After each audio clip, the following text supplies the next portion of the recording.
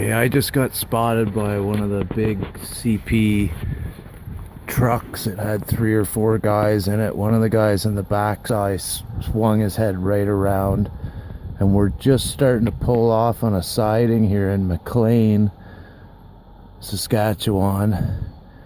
And so I know that they're gonna pull in up there and they're gonna search this. So I'm gonna move way back to the back or something. I gotta figure something. I know he saw me.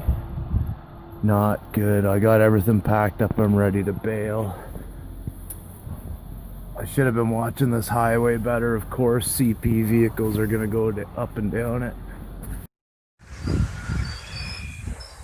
Okay, so I was right. That vehicle pulled over and is right beside the train, and they're checking it as it goes by. I jumped off him in the bushes here, so I could get left here in the middle of nowhere. I don't know what to do.